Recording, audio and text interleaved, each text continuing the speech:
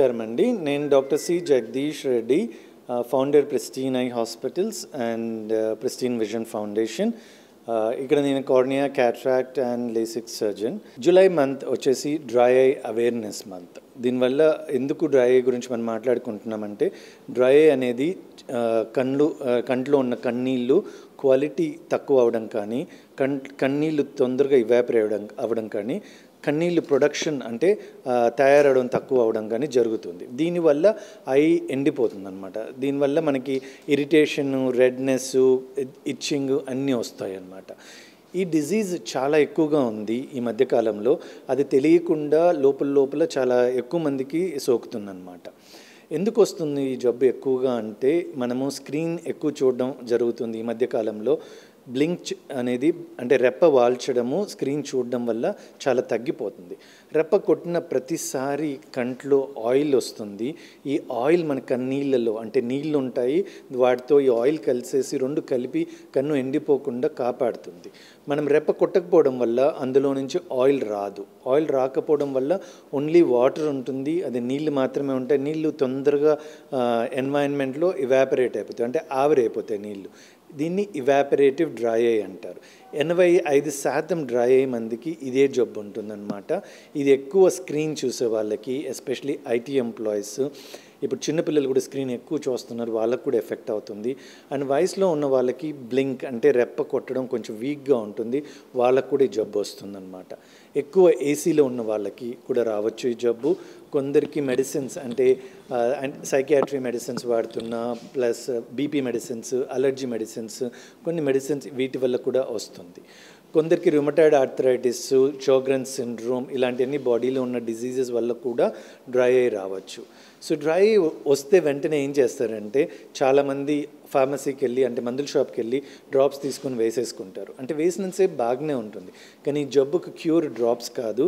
జబ్బు ఉందో లేదో తెలుసుకొని, ఉంటే ఎంత సివియర్గా ఉందో తెలుసుకొని దానికి తగిన ట్రీట్మెంట్ తీసుకుంటేనే అది పెరగకుండా కాపాడగలుగుతాం.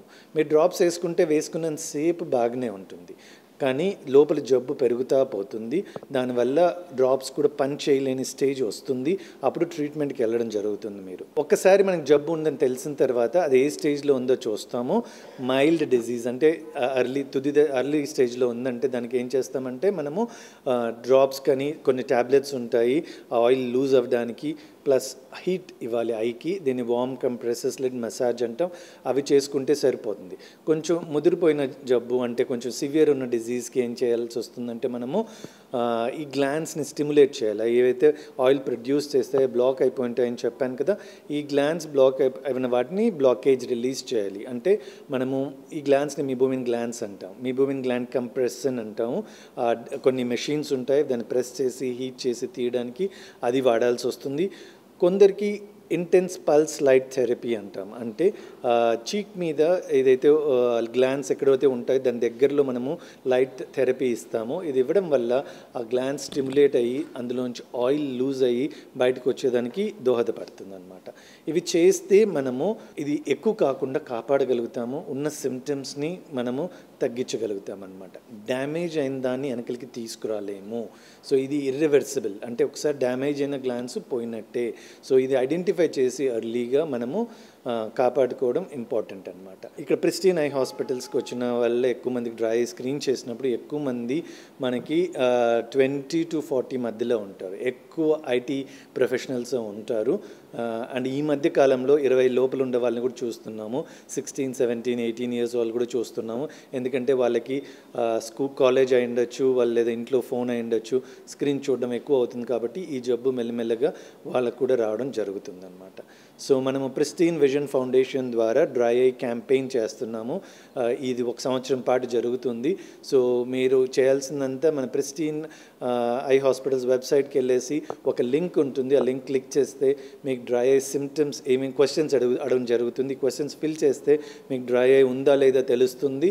ఉంది అంటే ఏ స్టేజ్లో ఉందో తెలుస్తుంది. ఎవరికన్నా ఇలాంటి సిమ్టమ్స్ కానీ ఉంటే అది చేస్తే మీకు తెలుస్తుంది. తెలిసిన తర్వాత మీరు డాక్టర్ని కన్సల్ట్ అవ్వాలా లేదో డిసైడ్ డిసైడ్ అవ్వచ్చు అనమాట. సో ఈ క్యాంపెయిన్ మనమైతే చేస్తున్నామో ప్రెస్టీన్ విజన్ ఫౌండేషన్ నుంచి డ్రై ఐ రాకుండా ప్రివెంట్ చేయడానికి ఈ క్యాంపెయిన్ చేస్తున్నాము. సో ఏమి జాగ్రత్తలు తీసుకోవచ్చు అంటే మనం స్క్రీన్ చూసేటప్పుడు బ్లింక్ చేయడం ఇంపార్టెంట్. అందుకు మనం 20-20-20 రూల్ అంటాం. ఎవ్రీ 20 minutesకి ఒక 20 seconds 20 feet డిస్టెన్స్లో చూడమని చెప్తాం. దీనివల్ల ఏంటంటే మనం దూరం చూస్తే రెప్ప వాలుస్తాం, దగ్గర చూస్తే మనం ఎక్కువసేపు చదివినా ఎక్కువసేపు స్క్రీన్ చూసినా రెప్ప వాల్చం, అది చాలా తగ్గిపోతుంది. దీనివల్ల వస్తుంది. రెండో మెయిన్ కారణం ఏసీలో ఎక్కువ ఉండడం. ఏసీ చల్లటి ప్రదేశాల్లో ఏమవుతుందంటే ఆయిల్ గడ్డగట్టిపోతుంది, అది బయటికి రాకుండా బ్లాక్ అయిపోతుంది. దీనివల్ల ఈ డిజీజ్ వచ్చే అవకాశం ఉంది. సో ఈ రెండు మెయిన్ కారణాలు, ఇవి చాలా జాగ్రత్త పడడం ఇంపార్టెంట్. అండ్ మనము చిన్నపిల్లలకి కానీ ఐటీ ప్రొఫెషనల్స్ కానీ చాలా జాగ్రత్తగా ఉండాలి. బ్రేక్స్ తీసుకొని బ్లింక్ చేయడం చాలా ఇంపార్టెంట్.